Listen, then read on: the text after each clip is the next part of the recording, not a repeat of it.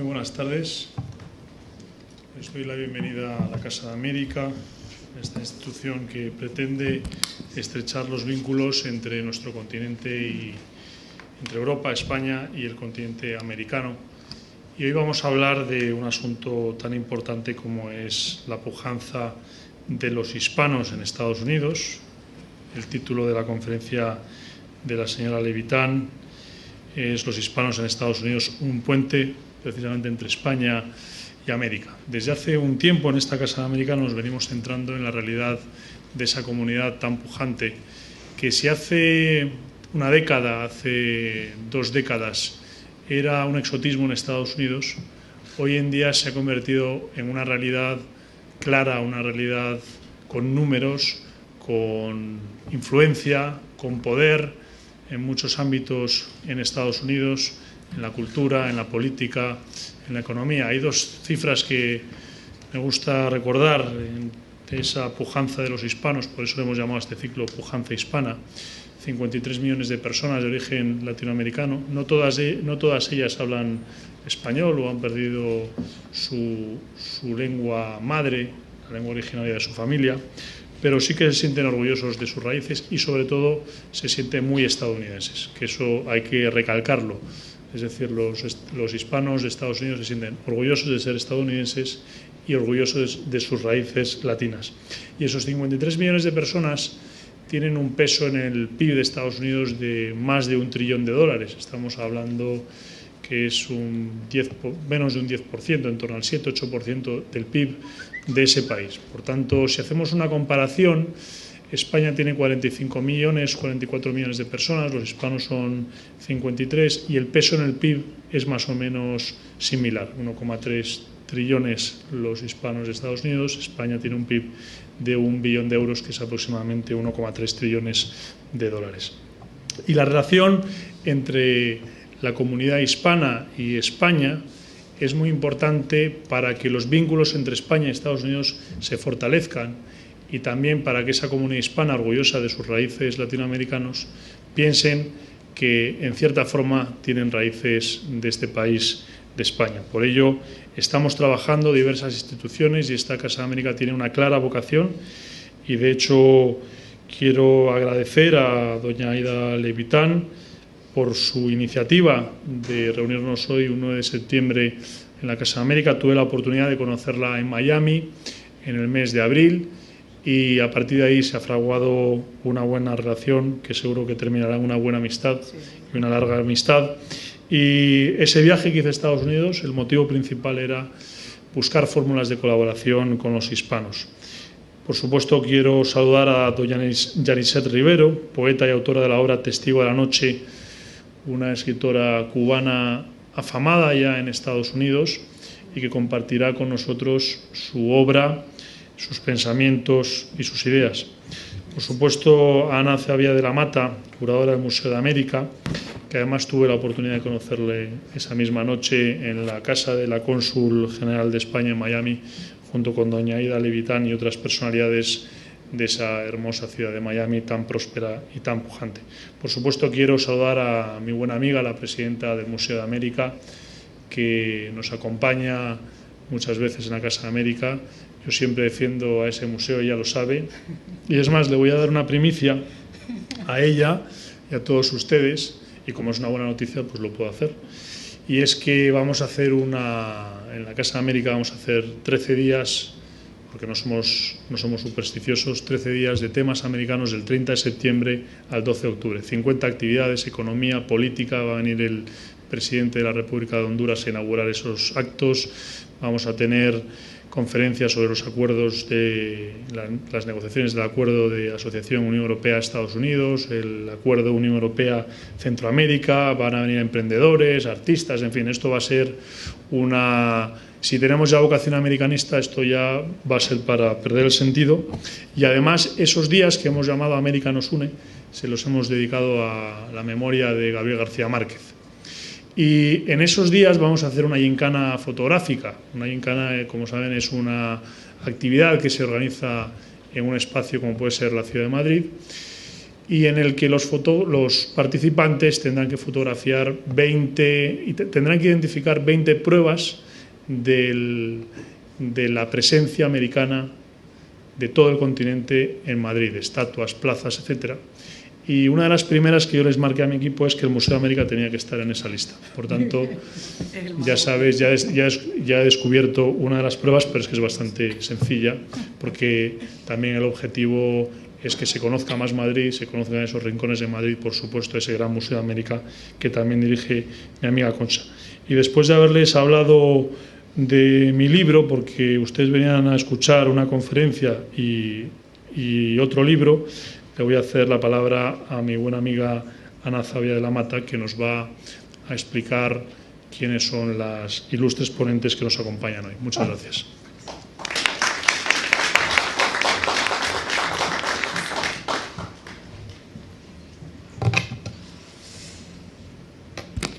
Muy buenas tardes. Muchas gracias, Tomás, por tus amables palabras. Quería saludarles a todos y decirles que para el Museo de América de Madrid es un gran honor poder participar en este ciclo organizado por la Casa de América, titulado Pujanza Hispana, que nos va a hablar de poesía, de literatura y del mundo hispano en los Estados Unidos como puente entre España y América. Además de un gran honor por poder presentar a una gran amiga del museo, cubana, hispano-americana, bisnieta de españoles, como es Aida Levitán. El Museo de América, situado en la ciudad universitaria de Madrid, ya les doy la pista de dónde tienen que ir por la gincana, a través de sus colecciones y de sus actividades nos acerca a conocer mejor la historia americana, y sobre todo la historia de España en América. Las colecciones más antiguas del museo proceden de las colecciones reales que fueron las depositarias de las piezas que traían los conquistadores del Nuevo Mundo.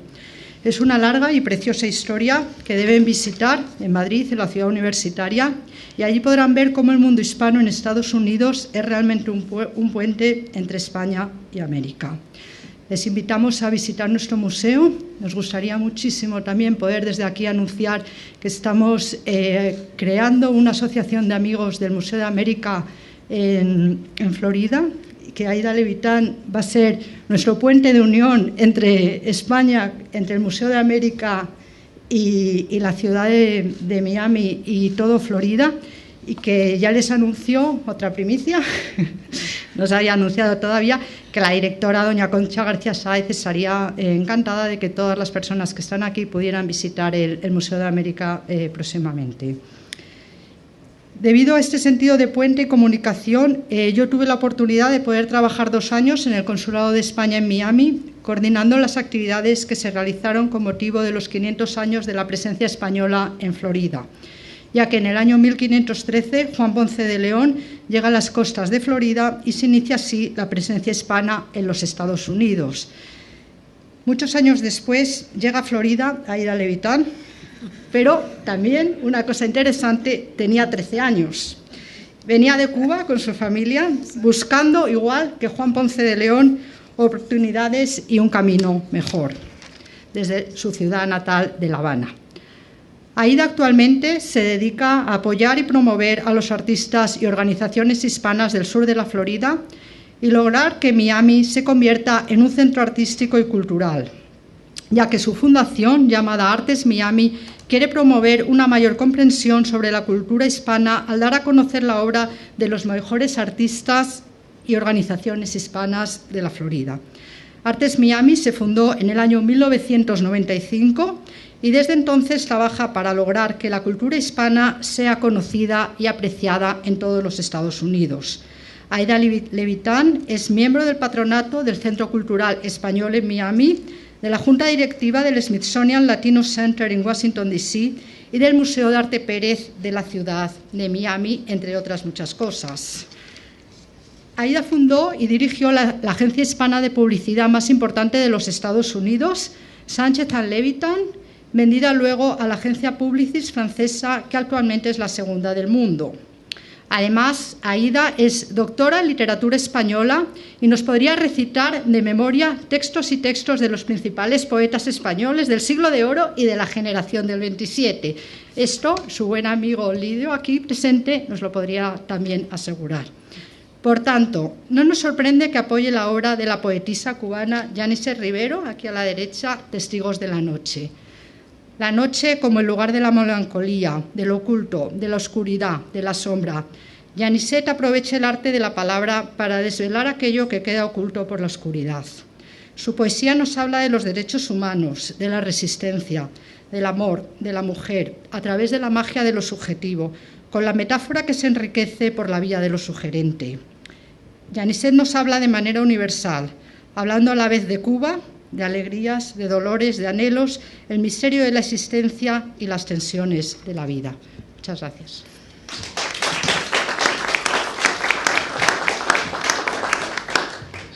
Bueno, muchas gracias, Ana, por esa presentación tan bella y muchas gracias, Tomás, por invitarnos. Yo voy a hacer la presentación bastante informal, no sé si me oyen ahora bien. Lo primero que quiero pedirles es que se quiten la chaqueta, porque veo que tienen tremendo calor y francamente no los quiero hacer sufrir, así que si se la quieren quitar, pues ahora mismo es el momento. Bueno, usted vino en guayabera, cosa muy apropiada para una presentación de una cubano-americana. Bueno, hoy yo les voy a hablar un poquitico de por qué los hispanos de Estados Unidos pueden ser un puente, y de hecho ya están siendo un puente entre España y América. Y estoy usando la palabra América con un doble sentido. Ustedes saben que los americanos, los norteamericanos, se han atribuido que Estados Unidos es América. De hecho, hay una fotografía a la entrada del Pérez Art Museum de un artista que pone el mapa de Estados Unidos y dice, "This is not America", esto no es América, para darle una lección a los que visiten el museo. Pero también América se trata, obviamente, del continente americano, o sea que estoy también viendo los hispanos de Estados Unidos como una manera también de llegar a los latinoamericanos, no solo a los Estados Unidos, sino a los latinoamericanos. Entonces, primero les voy a dar un poquitico de información sobre los más recientes datos demográficos sobre esta población, pero no los voy a aburrir demasiado. La identidad de esos hispanos, cómo se sienten ellos acerca de ellos mismos como pueblo. Y también su importancia económica. La importancia económica es una de las razones que estamos hablando de esto hoy en día. Y ya verán ustedes por qué. Como había dicho Tomás, es una importancia bastante enorme. Y los retos que España encuentra hoy en día, y esto quizás va a ser un aspecto negativo de la presentación, pero yo creo que es importante que yo les diga la verdad y no que les diga que todo es maravilloso y que los españoles son los más populares de los hispanos en Estados Unidos. También las tácticas existentes, porque ya hay una serie de estrategias y tácticas que organizaciones españolas han llevado a cabo en Estados Unidos. Algunas han funcionado muy bien, otras no tan bien, no les han sacado suficiente provecho.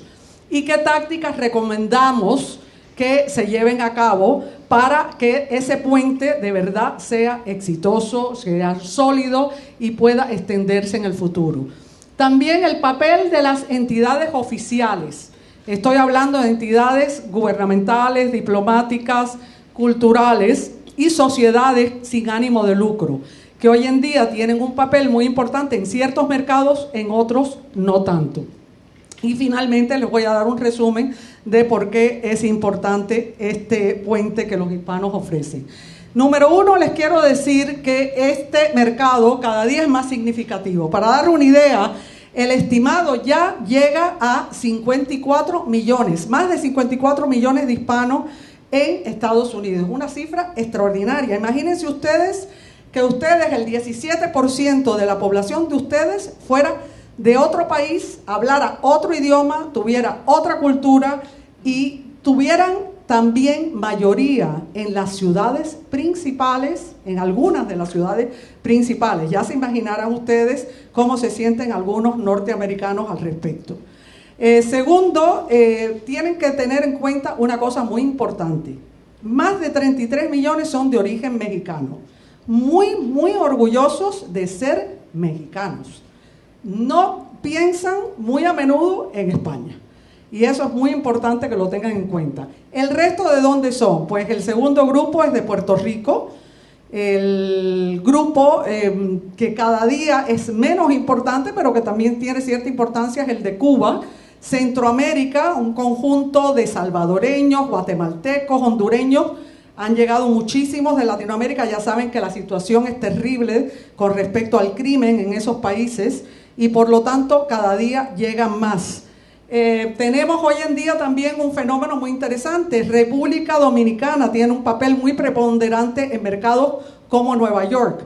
Colombia es muy importante en lugares como Queens, en Nueva York, y también en Miami. Venezuela, no les quiero decir la cantidad de venezolanos que nos están llegando, hasta el punto de que hay dos ciudades en Miami, una es el Doral, y otra en el norte, en lo que se llama el condado de Broward, que se llama Weston. Bueno, pues al Doral se le llama Doralzuela y a Weston se le llama Westonzuela, para que se den idea de lo que está pasando. Y Argentina, bueno, Argentina siempre tiene que mandarnos personas a Estados Unidos porque aquello es un desastre total, así que eso seguirá más adelante. Y tenemos otro país que es muy importante en ciudades como Miami, y ese es España. Y entonces una de las cosas que más importante es que este no es un número que está descendiendo, al contrario, está aumentando, hasta el punto que se estima que serán 1/3 de la población de Estados Unidos para el año 2050. Esto asusta a muchos norteamericanos no hispanos. Cuando ustedes ven la persecución que se ve a los inmigrantes en ciertos lugares del sudoeste de Estados Unidos, esta es una de las razones, que se horrorizan. El censo revela también algo muy importante, que hay más de 700,000 españoles en Estados Unidos. A mí misma me sorprendió esa cifra. Y que muchos de ellos, bueno, en realidad 47% son ya ciudadanos norteamericanos. También me sorprendió que hay una presencia española, no solo en Miami, que es muy relevante, porque en Miami, por ejemplo, hay 400 empresas españolas. Es el número más grande, si no me equivoco, de todos los Estados Unidos. Pero también hay una presencia española muy importante en el oeste, en California, en el sur de los Estados Unidos, en Texas y desde luego en la Florida, donde se nota mucho, sobre todo en Miami y hasta en Tampa un poco, la presencia española. Aquí ven lo que les decía del crecimiento tan extraordinario. Algunos dicen 102 millones, en este caso creo que esto viene del Pew Center de investigaciones, pero hay otros que dicen que para el 2050 va a haber 130 millones de hispanos en Estados Unidos. Si ven dónde están ubicados, ahí es donde se nota tanto, porque estas no son poblaciones rurales, estas son poblaciones que están en ciudades muy importantes. Los Ángeles, imagínense ustedes 12.8 millones de hispanos en Los Ángeles, eso es extraordinario. Sin embargo, todavía no se les nota tanto. Es una cosa muy curiosa lo de Los Ángeles. Yo trabajé en Los Ángeles bastante con mi cliente de Nestlé y notaba que en Los Ángeles están muchos de los mexicanos-americanos, que son la mayoría, todavía trabajando en trabajos como camareros, jardineros, en la industria del servicio, en los restaurantes, etcétera, pero que cada día más, tengo entendido que más de 1 millón de estos 12.8 millones ya son ricos. Es decir, ya son personas de alto poder adquisitivo y sobre todo aquellos que han nacido en Estados Unidos de origen mexicano. Ven ciudades como Nueva York. Ya hoy en día yo tengo amigos españoles que me dicen, bueno, fui a New York y cantidad de personas me hablaron en español, naturalmente, porque es el segundo mercado en importancia en Estados Unidos. Houston, desde luego. San Bernardino en California, porque es que California es casi como un país hispano, es una cosa increíble. Chicago, ahí todo, yo les diría que el 90% de la población es mexicana.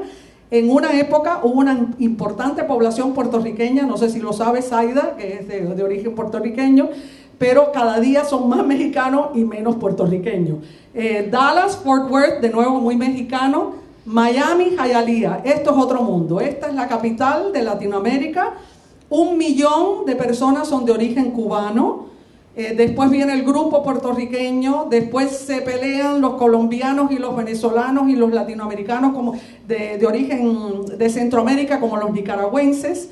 argentinos, peruanos, ecuatorianos. Es una población muy diversa, pero con un fuerte carácter y sabor cubano-americano.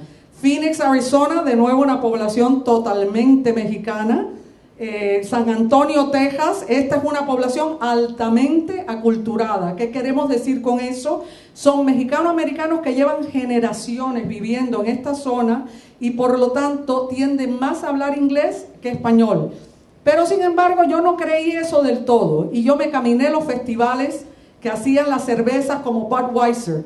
¿Y qué descubrí? Todos estos mexicanos que acaban de llegar hablando español. Así que no es tanto como me lo dijeron. Y desde luego San Francisco, de nuevo, una población principalmente en San José de origen mexicano, pero que también hay otras nacionalidades. En la cuestión del español esto es muy curioso. En este momento hay 37 millones, más de 37 millones de personas que hablan español en Estados Unidos y no todos son hispanos. Por ejemplo, mi hijo tiene un amigo que es de origen judío-americano, que ese muchacho creció entre cubanos y su nana, o sea, la niñera, era colombiana. Entonces ese muchacho habla español perfectamente y ese es el tipo de norteamericano joven que cada día vemos más en Estados Unidos. Tenemos 34.8 millones de hispanos que hablan español en sus hogares. Y muchos hoy en día también en sus trabajos, porque hay centros internacionales de comercio y finanzas, como es el caso de Miami o Nueva York, donde tienen que lidiar con latinoamericanos y por lo tanto el español en el mundo del trabajo también es muy importante. Pero lo interesante es que para el año 2020 va a haber 40 millones de personas que hablan español en Estados Unidos. ¿Tienen idea ustedes de qué oportunidad representa eso para España? Es algo increíble, en la nación más poderosa del mundo, que haya 40 millones de personas que hablan el idioma de los españoles. El idioma que dio origen, precisamente es muy importante porque tiene todo tipo de implicación económica, cultural y de poder. El porcentaje de hispanos, sin embargo, que habla español va a disminuir. ¿Por qué? Porque según estos muchachos nacen en Estados Unidos, la tendencia es que en su hogar y entre ellos hablen inglés. Pero los hispanos somos muy testarudos. Muchos seguimos insistiendo en que los muchachos hablen español. Amigos míos han conocido a mi hijo esta semana. Mi hijo, que nació en Estados Unidos, habla español. Un español un poco enrevesado, pero habla español. Y mi sobrino, que ha venido por primera vez en España, que habla un español mucho peor que el de mi hijo, se ha dado cuenta de lo importante que es hablar español y me ha prometido que ahora va a ir a clases de español. O sea que existe un proceso que se llama retroaculturación, en que un hispano que nace en Estados Unidos vuelve a sus raíces y se da cuenta de que le conviene económicamente. Esto no es simplemente porque es algo bonito, un hobby, no, es porque le conviene hablar español. Los de tercera generación, como les digo, hablan inglés, pero poquito a poco, por la cuestión económica, hablan español. Pero es muy importante para España que se hagan actividades, se respalden actividades que fomenten el uso y que se preserve el español en Estados Unidos. En la encuesta de Pew Research, la mayoría de los hispanos se identifican con su país de origen, no se identifican con España, se identifican como mexicanos, o cubanos, o colombianos, o venezolanos. El 24% prefiere que los llamen hispanos o latinos. El 69% afirma que tienen muchas culturas diferentes en vez de una cultura común. Es decir, a pesar de que ellos admiten ser llamados hispanos, y por cierto, más admiten ser llamados hispanos que latinos. Muchos mexicanos me han dicho, no se le puede llamar hispanos, hay que llamarlos latinos, porque no queremos tener esa conexión con España, queremos ser latinos. Bueno, pues la mayor parte del país, es algo así como 53%, sí prefiere el término hispano al término latino. Y su conexión es el idioma español. El 95% considera que es importante hablar español en futuras generaciones. Eso no quiere decir que no piensen que el inglés es importante. Ellos piensan que el inglés es muy importante porque obviamente no van a sobrevivir en el mundo del trabajo sin él, pero a la vez le siguen dando importancia al español. el 47% se considera muy diferente al típico norteamericano. Esto de nuevo es importante. Ellos sienten que hay una diferencia, que el hispano es diferente. De nuevo, lo que decía Tomás es verdad. Admiran mucho a Estados Unidos, están muy agradecidos con Estados Unidos y son muy positivos. Cuando se entrevista un hispano, en general, los hispanos son muy positivos y muy optimistas acerca del futuro de Estados Unidos, no tanto el norteamericano. Y eso es muy interesante. No olvidemos que han tenido la iniciativa de ir a ese país, han pasado por miles de dificultades con tal de estar en ese país. Solo 1 de cada 5 usa el término americano para referirse a sí mismo, porque eso querría decir que son muy aculturados, y eso sí ya es una cosa que todavía la mayor parte no han aceptado. Los hispanos nacidos en Estados Unidos tienen una afinidad mayor con otros norteamericanos. Ese sería, por ejemplo, el caso de mi hijo y mi sobrino, pero siguen siendo personas que se identifican con la cultura hispana también. Por ejemplo, cuando mi hijo vino con un amigo a la Universidad de Salamanca a estudiar en el verano, lo primero que hicieron fue colgar una bandera cubana de la ventana de la habitación. Yo le dije, oye, yo nunca hubiera hecho eso, qué cosa más extraña. Y me dijeron, no queríamos dejarle saber a todo el mundo que somos cubano-americanos. Y digo, bueno, pues interesante. El 87% cree que es importante que los hispanos aprendan a hablar inglés para triunfar en Estados Unidos. Al contrario de lo que piensan muchos norteamericanos que dicen que nosotros no queremos aprender inglés. Eso no es cierto. Ahora, tienen mucho dinero. Tenemos ya en la comunidad hispana, según el Selig Center de la Universidad de Georgia, 1.2 mil billones, 1.2 trillion, que es como se diría, supongo, en español. Y 15 millones ya están ganando entre 50.000 a 100.000 dólares al año. Es decir, que cada día están ganando más. Ese poder adquisitivo ha subido más, ha aumentado más que la población en sí. Eso es una de las cosas que sigue aumentando dramáticamente. Y gastaron 500.000 millones de dólares anualmente en el 2012, según un estudio de Nielsen. En Los Ángeles, New York, Houston y Miami, solamente en esos mercados. Una cosa increíble. Y Advertising Age también ha dicho que ha aumentado un 8% la inversión de las compañías norteamericanas en publicidad en los medios hispanos.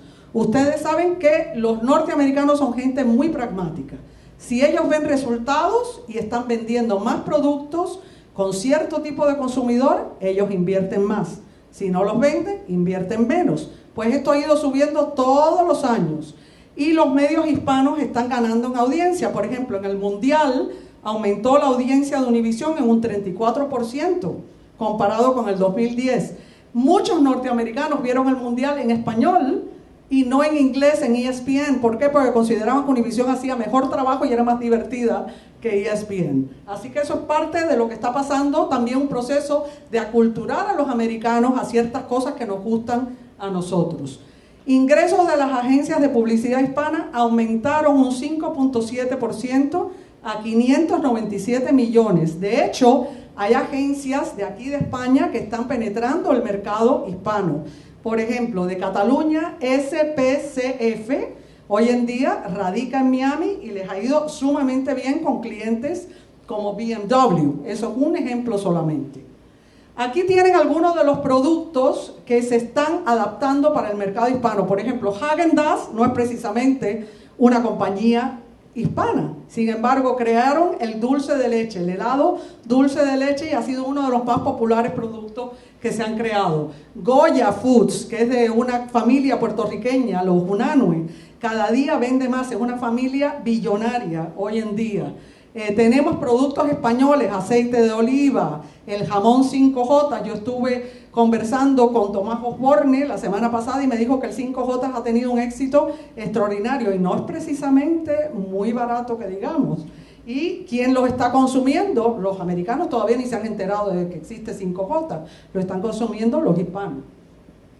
Las opiniones negativas son una de las cosas que puede afectar este progreso con respecto a productos españoles, a la marca España, a la penetración de empresas españolas, a la llegada de eventos culturales, actividades culturales, escritores, artistas, y lo tengo que advertir.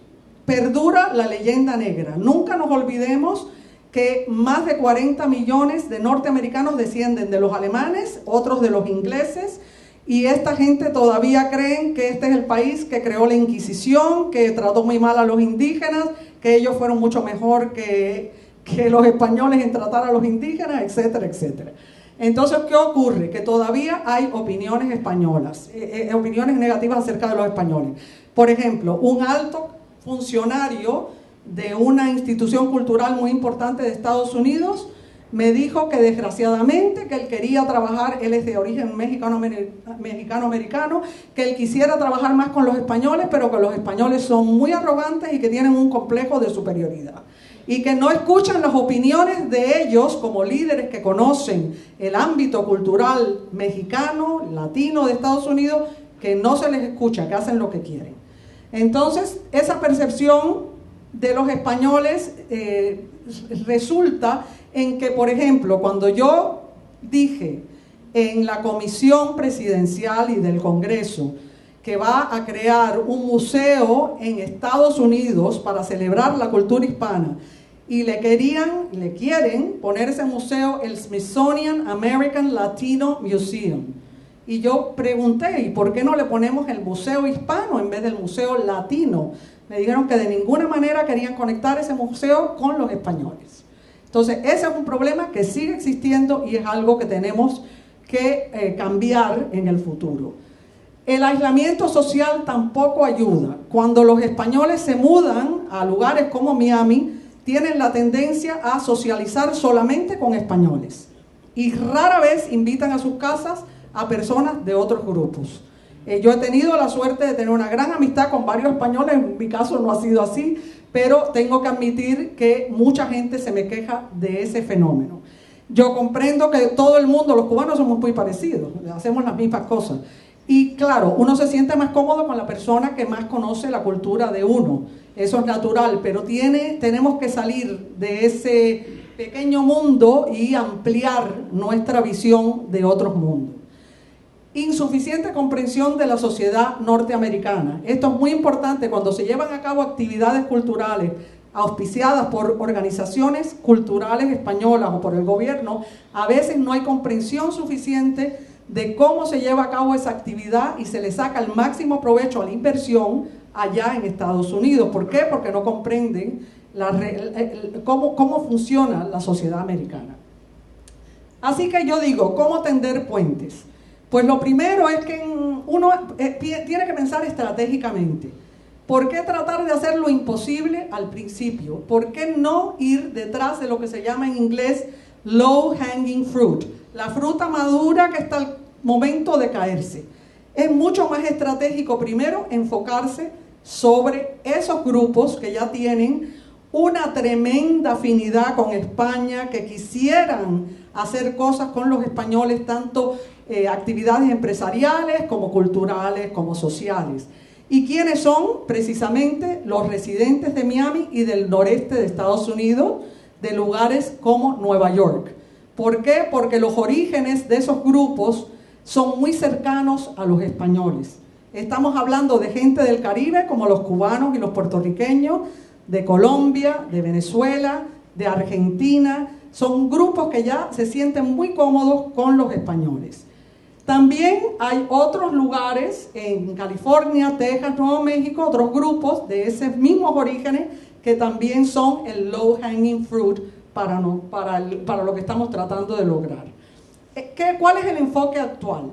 Las organizaciones culturales españolas y la embajada se enfocan mucho sobre Washington, D.C. ¿Por qué? Porque ese es el centro del gobierno de Estados Unidos y es una ciudad que, a pesar de que tiene una gran población salvadoreña, es muy americana. Entonces, ese es el enfoque actual. Quieren conquistar la influencia con los políticos norteamericanos y toda la cercanía, como por ejemplo Baltimore, son importantes para la embajada y para los grupos españoles. Pero ese no es un mercado hispano naturalmente compatible para los españoles. Actividades de etapa número 2. Ya estas serían actividades enfocadas hacia mercados mexicanos, pero con sociedades que se ocupan de celebrar la presencia española en Estados Unidos y que se ocupan de celebrar la herencia española en Estados Unidos. Esas son las sociedades que tendrían afinidad máxima para ayudar a los españoles a penetrar esos mercados mexicano-americanos. Tácticas culturales, ¿qué funciona en este momento y qué se puede ampliar? Pues los centros culturales españoles son muy importantes. Por ejemplo, en Miami el Centro Cultural Español es clave. Constantemente tiene actividades traídas de España, también enfoques encuentros entre españoles y otros hispanos de ahí del sur de la Florida. El Instituto Cervantes en Nueva York es otro ejemplo de ese tipo de actividad. Conferencias en universidades, pero en mercados hispanos. Hay 20 mercados muy importantes en Estados Unidos que son facilísimos de señalar. Están en el censo, están en el Pew Hispanic Research. No es un misterio señalarlo. Se podría empezar por los 10 principales mercados hispanos.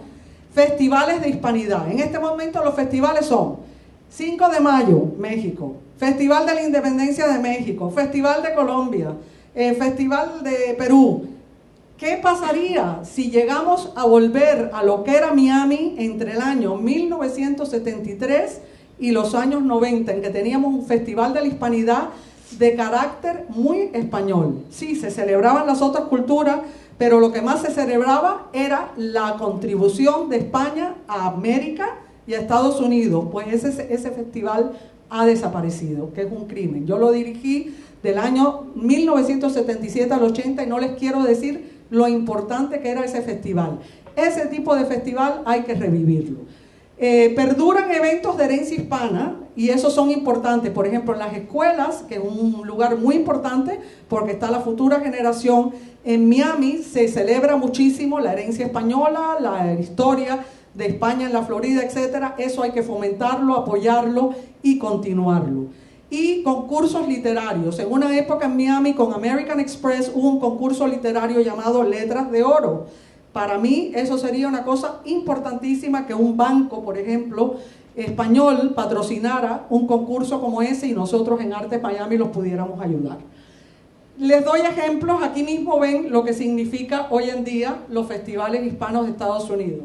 Siempre hay una gran paella en los mercados que son caribeños y suramericanos. En los mercados que son mexicanos van a tener tacos, etcétera, etcétera. Y aquí tienen los grupos, por ejemplo, folclóricos. De nuevo, muy pocos grupos de España, excepto en mercados como Miami. Aquí tienen lo que funciona. Por ejemplo, en el Centro Cultural Español, David Trueba vino a traer su última película. Y a la vez de presentar la película en un cine local de Miami, se hizo una conferencia con David Trueba y con Javier Cámara. Miren lo lleno que estaba el centro. Esto tuvo una publicidad extraordinaria. ¿Y qué es el resultado? Que más gente va a ver la película, el señor Trueba va a ganar más dinero, puede hacer más películas, y él es español, Javier Cámara es español. Bueno, pues este es el tipo de cosas que ayudan mucho. Feria Internacional del Libro. En el año 2013, el doctor Eduardo Padrón, que es probablemente en el mundo de la educación el hispano más importante de Estados Unidos, estoy muy orgullosa de que es cubano-americano y dirige el college comunitario mayor de Estados Unidos con casi 200,000 estudiantes. Él es el patrocinador de la Feria del Libro y se la dedicó a España. Eduardo adora España. Si hay alguien que tenemos que cultivar es al doctor Eduardo Padrón. Y aquí tienen un ejemplo, que esto fue dedicado a España. Tuvimos numerosos escritores, poetas, artistas que vinieron a esta feria. Hubo un pabellón de España con música, con baile, y desde luego pues hubo una gala muy importante de la cual les hablaré más adelante.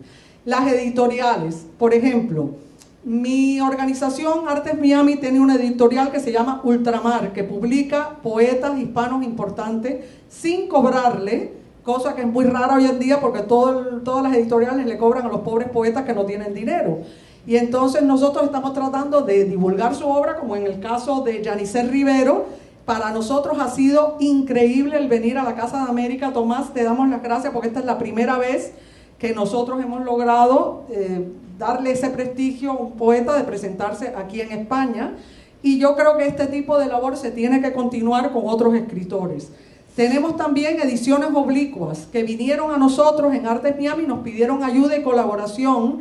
Ellos son de Barcelona y querían publicar autores hispanos de Estados Unidos.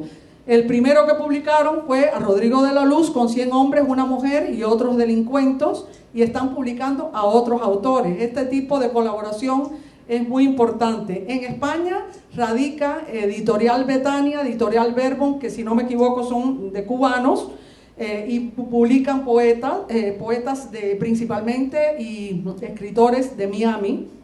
Y tenemos Editorial Universal, que es de un cubano-americano que sigue publicando también autores hispanos. Y Alexandria Publishing, que esta es una nueva, que no la conozco muy bien, pero parece ser muy activa y está abierta a autores españoles y autores de toda Norteamérica y Latinoamérica.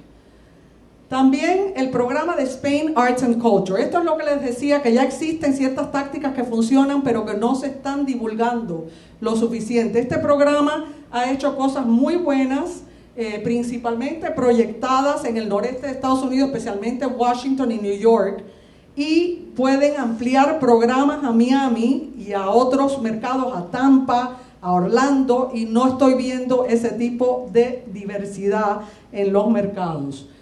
Ejemplo, Baltimore no es un mercado hispano de gran importancia. Y sin embargo, invirtieron mucho esfuerzo en hacer estos proyectos españoles para revitalizar Baltimore. No sé qué retorno de inversión tuvieron en esto y a quién querían llegar. Si este dinero se hubiera invertido en un mercado como Nueva York o Miami, creo que lo hubieran sacado en publicidad increíble provecho. Pero son cosas que yo no las entiendo, pero ocurren. Aquí también tienen ustedes organizaciones culturales que existen en New York y Washington, D.C., que están conectadas a España, de alguna manera u otra. Son muchas organizaciones y algunas reciben auspicio y fondos de otras asociaciones culturales de aquí, de España. Hay muchas que deben continuar y ampliar sus actividades. Estas son las de Miami y todas, sin excepción, se costean a sí mismas. Estas no reciben ningún tipo de ayuda. Por ejemplo, el Teatro Avante ha traído a autores a presentación de obras teatrales españolas 1 millón de veces. Y francamente, su dinero principal viene del gobierno de Miami, del Departamento de Asuntos Culturales y de entidades privadas de Miami. Aquí tenemos el Pérez Art Museum. Ahora van a traer la exposición de Antoni Tapies, una exposición que va a tener mucha publicidad en el Wall Street Journal, en New York Times. Eso es muy bueno para España. El Museo Cubano, que abrirá en el 2015, y Cuba tiene un nexo importantísimo con España, pues esto va a ser algo que se debía aprovechar. El Centro Cultural Hispano y Festival Internacional de Ballet, que presenta bailarines de ballet, especialmente aquellos que se acaban de escapar de Cuba, van directamente a este grupo a presentarse en el ballet. Yo le estoy dando un ejemplo de todo lo que hay. Existe esto llamado Spain Red. Esto yo no lo conocía hasta que me puse a buscar en internet qué presencia tienen los españoles en Estados Unidos. Es un buen inicio, pero este proyecto en internet se tiene que divulgar, se le tiene que hacer relaciones públicas, tiene que participar activamente no solo un grupo de españoles, sino todos los españoles de Estados Unidos, todos los hispanos de Estados Unidos. Esta presencia de museos, por ejemplo, el Museo Dalí en San Petersburgo ha sido importantísimo para España. El Museo Metropolitano de Nueva York sigue siendo importantísimo para España. El Museo de Arte Moderno, el PAM, como le decía, ahora viene esta exposición de Tapies, esto tiene que ser algo muy grande. El Museo de Arte del Condado de Los Ángeles tiene obras de Goya y otros grandes pintores. El Museo Meadows de Dallas tiene Picasso y el arte religioso. Pero ¿cómo estamos nosotros integrando a las organizaciones culturales hispanas a estas exposiciones? Tenemos que invitarlos a hacer cosas que los hagan sentirse conectados a España, sobre todo en aquellos mercados donde, ya les digo, hay una compatibilidad natural. Esta exposición es un ejemplo de lo que yo les dije que era un problema. Esta exposición se hizo para mostrar arte latino de Estados Unidos y la hizo un curador de Cataluña. Y lo que ocurrió, según me informa esta fuente importante que tengo yo en Washington, que no se asesoraron lo suficiente con los expertos en arte latino de Estados Unidos, y hay personas hasta que se ofendieron, sintieron que se les estaba estereotipando de nuevo y que era hasta ofensivo lo que se había hecho. Así que les doy esto como ejemplo de lo que es una oportunidad que está desperdiciada. La Casa de América lo que está haciendo ahora es importantísimo. Para un autor, para un artista, venir aquí a Madrid es como un sueño. Y entonces es muy importante que esto siga y que se fomente aún más. Y que se pueda hacer mucho diálogo entre españoles e hispanos interesados en el mundo de la cultura. Y también que la Casa de América considere auspiciar eventos en mercados importantes como Miami y Nueva York, que yo creo que sería muy fácil de hacer. Artes Miami y otras organizaciones pueden ayudarlos ustedes sin costo muy grande, y la Casa de América entonces se convertiría en un socio cultural muy importante para nosotros. Además, lo que vamos a hacer con el Museo de América en Madrid, y todos ustedes a lo mejor quieren ayudar en esto, que es identificar a personas interesadas en este museo en Miami y en otros mercados que quieran ser amigos del Museo de América. ¿Y qué significa esto? Una pequeña cuota anual, no es muy cara la situación, y pudieran recibir ciertos beneficios, ciertas visitas, aún ciertos viajes para aquellos que den un poquitico más que lo normal, que puedan participar en unos viajes que les permitiría visitar monasterios, museos y lugares de interés histórico que normalmente no estarían abiertos para el público o que sería difícil de llegar a ellos. Entonces yo creo que esto va a ser una maravilla cuando se anuncie en Miami. Yo voy ahora a escribir el artículo con Ana, que se va a publicar en el Nuevo Herald. Ya nos han ofrecido un artículo completo para hablar del Museo de América y del grupo de los amigos. Grupos hispanos de teatro. Esto del teatro hay que fomentarlo. Es una manera, es un instrumento muy valioso, y eso quiere decir darle apoyo a grupos como el Repertorio Español de Nueva York, como el Teatro Avante de Miami, como el Latino Theater Company de Los Ángeles. Y desde luego celebro la Fundación España-Estados Unidos por su aportación a establecer puentes con los líderes hispanos de Estados Unidos. Quisiera que hicieran más cosas en Miami porque todo ha sido muy enfocado hacia los líderes hispanos nacionales y Washington, D.C. y quisiera ver mucha más actividad en la zona de la Florida. Los reyes. Yo sé que hay gente que quisiera destruir la monarquía y que dicen que la monarquía lo único que hace es gastar dinero. Les quiero dar la noticia de lo que hacen los ingleses con la monarquía. Le sacan billones, no millones, billones de dólares en relaciones públicas. Me he visto no sé cuántos programas del Today Show que si uno anuncia en el Today Show tiene que pagar tanto dinero que se le acota el presupuesto publicitario. Y se meten 10 minutos hablando del hijo, del niño que acaba de nacer, ahora que está en estado la señora, etcétera, etcétera. ¿Por qué los españoles no le pueden sacar aún más provecho a la monarquía? Especialmente ahora que tienen unos reyes bien jóvenes y bien lindos.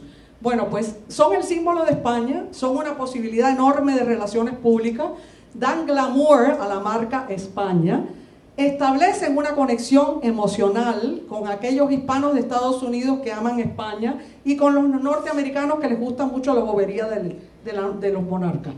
Generan fondos. La Fundación España Florida, cuando hicieron la gala, ganaron dinero. ¿Por qué? Porque vinieron los príncipes, que son ahora los reyes. El Queen Sofía Spanish Institute, con la visita de la reina Sofía, gana dinero. Es decir, eso hay que sacarle más provecho aún de lo que se le ha sacado.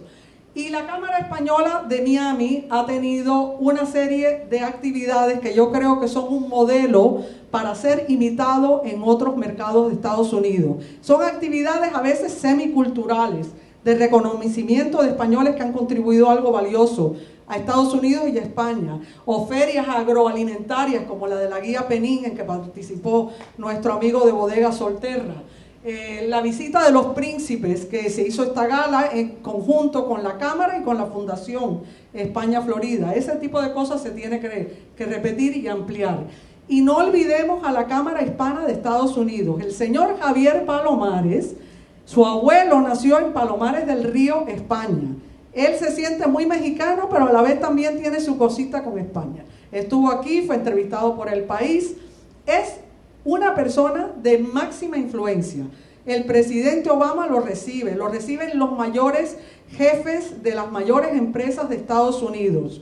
3.1 millones de comercios hispanos pertenecen a esta Cámara. Es sumamente importante hacer mucho más con la Cámara Hispana de Estados Unidos. Y las sociedades hispanas. El Consejo de la Raza es la mayor organización hispana de Estados Unidos con 200,000 miembros. ¿Y quién se creen ustedes que es el chairman? Nada menos que Jorge Plasencia, cubano-americano, que adora España. Pues hay que sacarle de nuevo provecho en que en la próxima conferencia gigantesca que hace la Raza tengamos cosas importantes de España dentro de la conferencia. LULAC, NALEO, que es de oficiales electos latinos de Estados Unidos, MALDEF, de abogados latinos, el Cuban American Bar Association, cubano-americanos, abogados, los CPAs, son los contables, la herencia cultural cubana. Les estoy dando ejemplos y hay millones de organizaciones que les pudiéramos citar.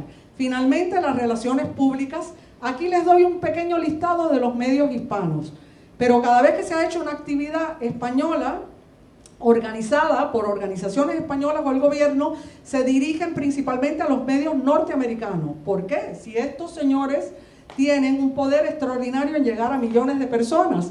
Miren lo que se está invirtiendo en publicidad por parte de las empresas norteamericanas en estos medios hispanos. No es casualidad que están invirtiendo tanto. Pues hay que hacer relaciones públicas con estos medios hispanos. Y finalmente, con las personalidades. Por ejemplo, yo traje a María Celeste Arrarás a Bilbao.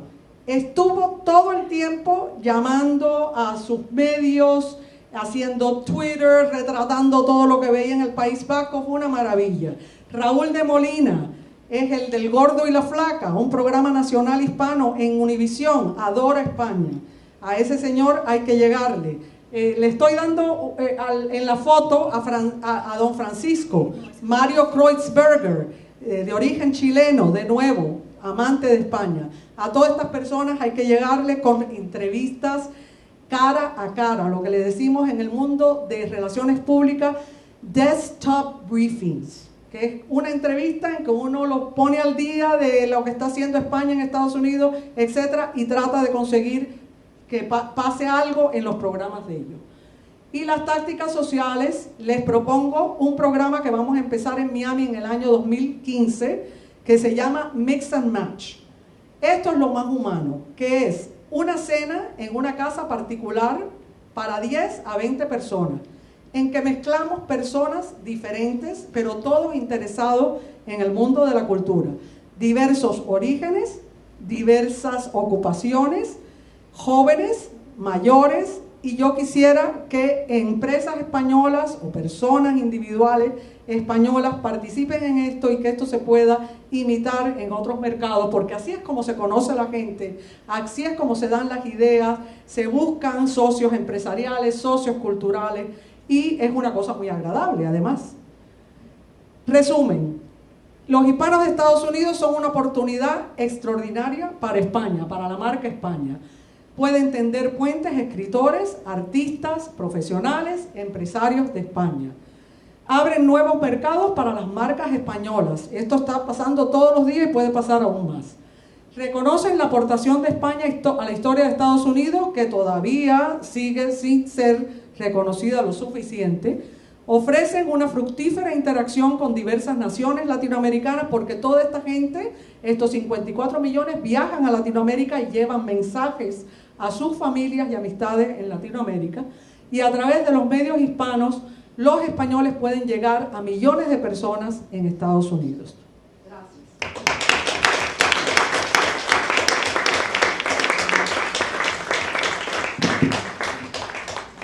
Muchas gracias, querida Aida. No sé si se escucha.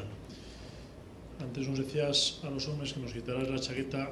Yo creo que lo que nos querías decir es que cogiéramos un papel y un boli y empezáramos a apuntar todas las ideas que nos has dado, porque sin duda que ha sido un tsunami, un huracán de ideas, de proyectos con 100 personas como tú, y no he dicho mujeres, con 100 personas como tú, se le daría la vuelta a cualquier país, estoy convencido. Por tanto, yo he tomado muchas notas y he asistido a varias conferencias sobre la realidad hispana. La tuya ha sido muy completa por los datos, las cifras, pero además nos has compartido con nosotros tus ideas y sobre todo se nota tu cariño a España y la importancia que le das tanto espiritual como materialmente a la relación de España y de América de Estados Unidos vía los hispanos, y por eso he hecho ese esfuerzo intelectual. Por tanto, te agradezco mucho que hayas compartido con nosotros esta presentación, y ya sabes que eres muy bienvenida en esta casa a los proyectos que quieras hacer, y es más, te invitaré alguna vez, por supuesto, alguna que otra vez, a que vengas a dar esta conferencia, ya sea en este foro o en otros foros de Madrid, porque lo que has contado lo tenemos que escuchar en nuestro país. Y después de este huracán de ideas y proyectos viene la pausa de la lectura de poemas de la obra Testigos de la Noche, a cargo de Yanisset Rivero, la poetisa cubana, que además nos permitirá con sosiego disfrutar no solo de la poesía, sino reflexionar sobre lo que nos ha dicho Aida, y eso nos inspirará para que luego podamos hacer alguna pregunta que seguro que tienen en su cabeza. Muchas gracias.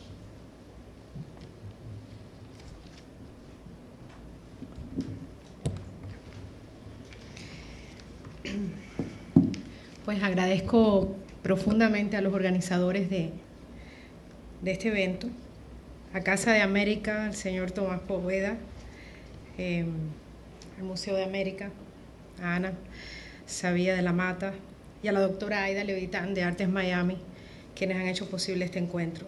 La doctora Levitán, quien además es responsable, junto a la editorial Ultramar, por la publicación de mi poemario Testigos de la Noche. Me agrada además sobremanera estar en este salón Simón Bolívar. Me sorprendí mucho al llegar aquí y saber que esto tomaría lugar en un salón llamado Simón Bolívar, pues para mí Venezuela es entrañable. Así que mil gracias. Y quisiera reconocer además la presencia aquí del señor Daniel Oyono. Él es líder de la resistencia de Guinea Ecuatorial, un hombre que ha sufrido mucho y que pues me honra con su presencia aquí. Gracias, Daniel, y a mis hermanos exprisioneros políticos cubanos, Regis Iglesias y Ricardo González Alfonso. Gracias por estar aquí. Ahora quiero decir que pertenezco a la comunidad cubana exiliada en Estados Unidos. La comunidad cubana es especial por las circunstancias que rodean nuestra presencia en ese país. No somos inmigrantes como otras queridas y respetadas comunidades hispanas.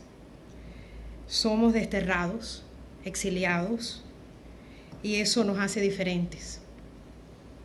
Es a partir de la experiencia como desterrada que surge este poemario.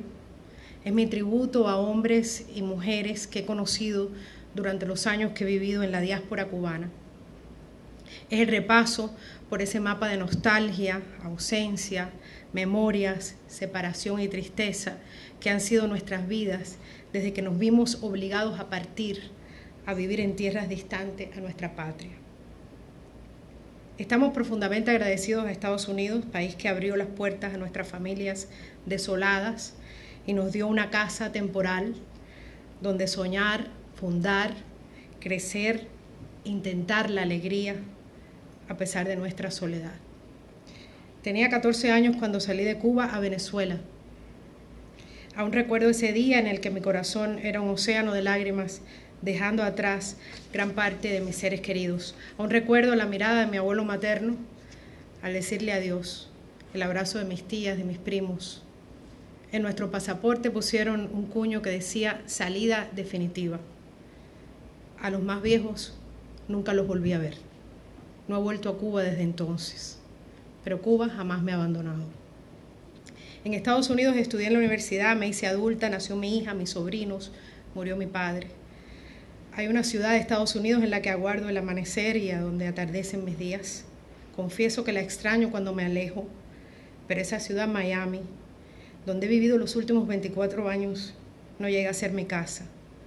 Esa es la ciudad de la nostalgia, de la añoranza, un reflejo azul pintado en la distancia para pensar en Cuba.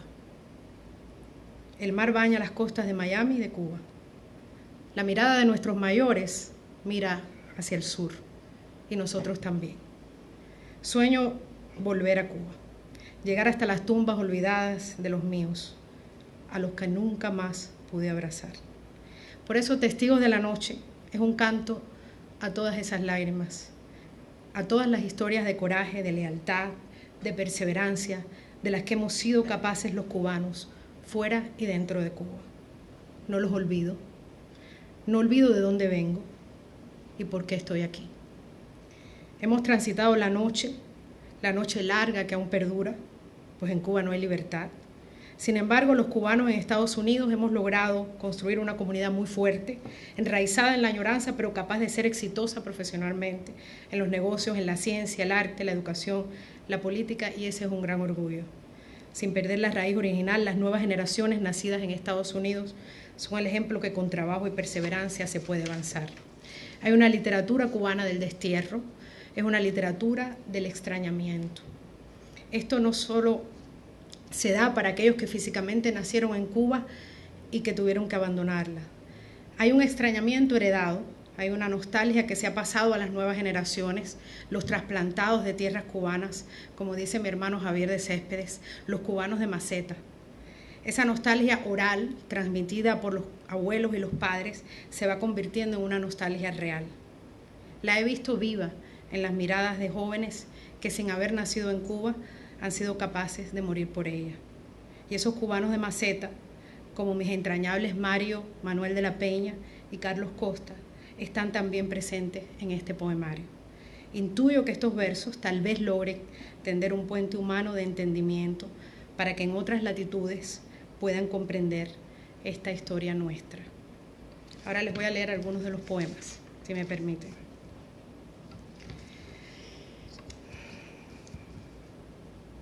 Ese día, ese anhelado día, cuando la tarde brille alumbrando el camino, llegaré hasta su tumba, el lugar donde duerme su cuerpo antiguo vencido.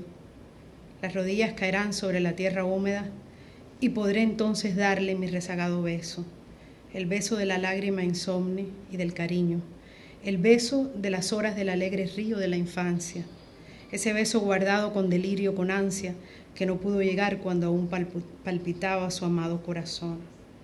Ese día, cuando la tarde espléndida caiga sobre mi llanto, recordaré su amor de dama solitaria, su gesto de elegancia en la desdicha, y besaré en la sombra de aquel lecho su luminosa alma. Si no podemos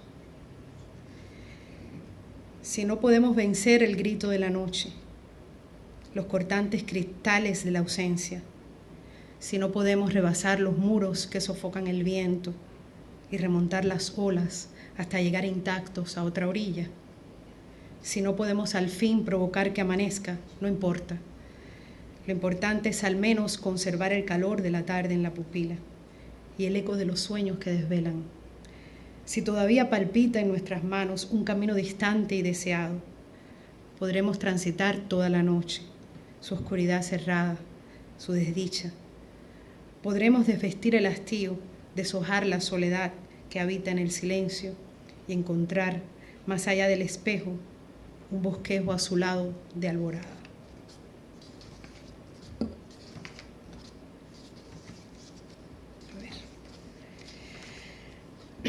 Siglos. Amo a un poeta. Él no lo sabe. Los siglos nos separan. Desde mi ventana inmóvil, enamorada, sola, repito sus versos y amanece. Ignora que cada noche me imagino metáfora, palabra suspendida entre sus pliegos, verbo, relámpago, nube, ángel sin nombre, musa que acaricia su corazón de fuego. Voces, siluetas, voces, gestos imaginados, sueño compartido entre dos orillas, mar que acerca y aleja, azul de tantos días ajenos, a esta pasión salvadora de ser libres. Llegará una hora bendita, un instante de tregua en el que podremos mirarnos sin distancia, abrazarnos sin miedo.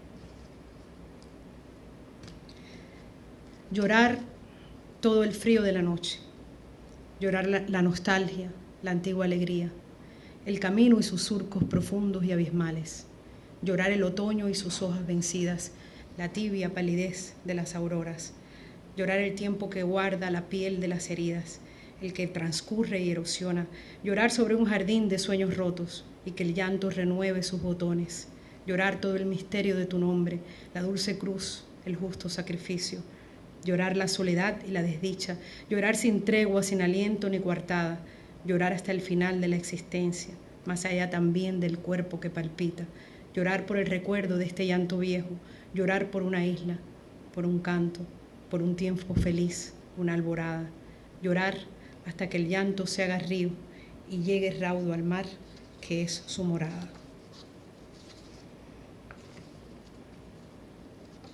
Leo dos más y ya. De esta noche. Hace falta una espera sin desvelo, un rincón de silencio, un árbol húmedo que mire la tristeza desde sus largas ramas. Hace falta un camino verde y ancho que guíe hasta la soledad todas las palabras de esta noche. Este poema se lo dediqué a un joven cubano asesinado el 22 de julio del año 2012, Harold Cepero Escalante.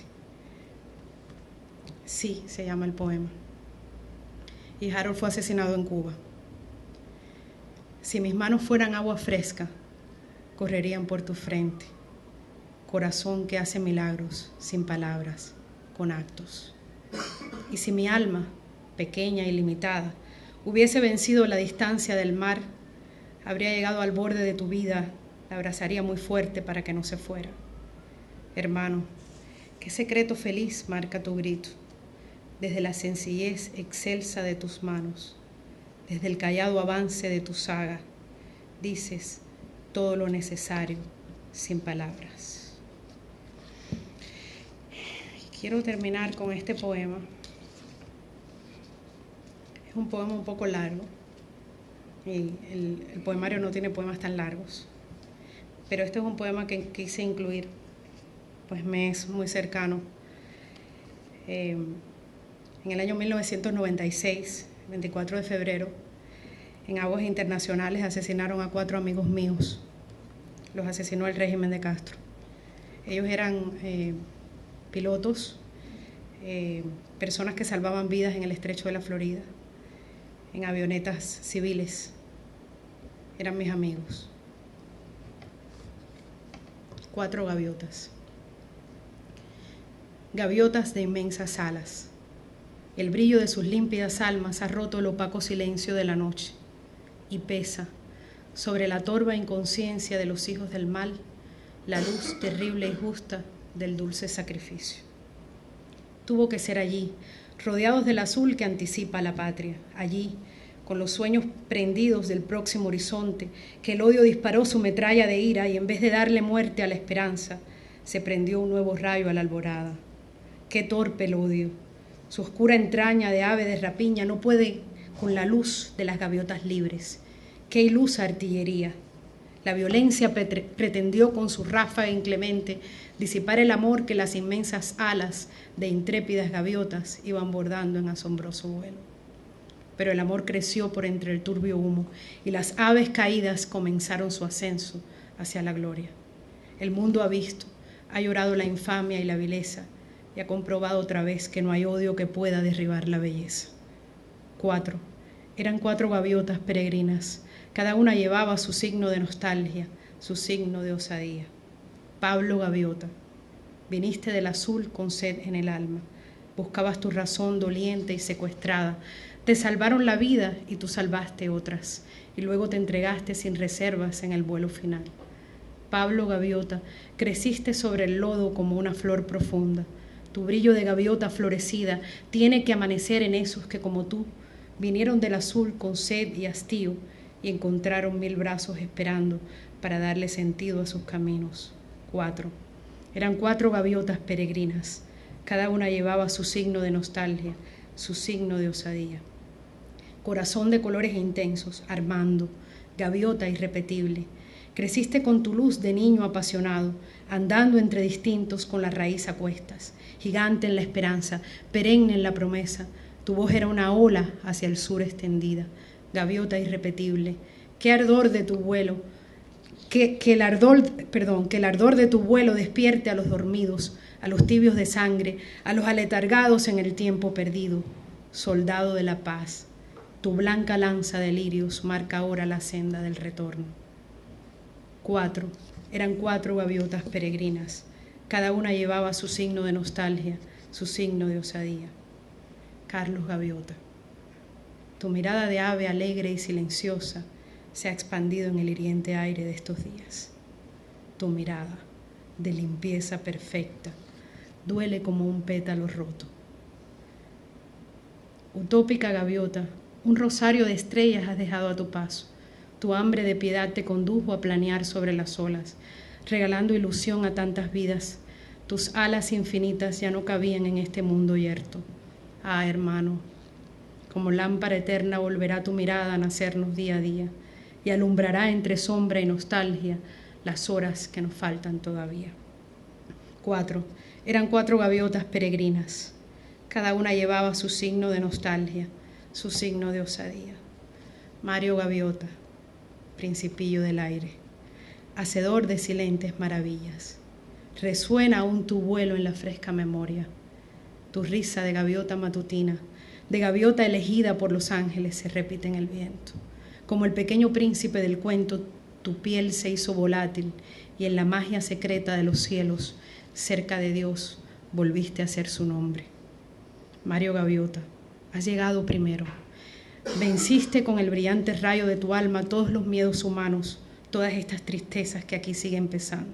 Principito, poeta de las nubes, gaviota que trajo entre las alas la inocencia. Ya ni el odio más grande podrá vencer tu lumbre. Has llegado primero.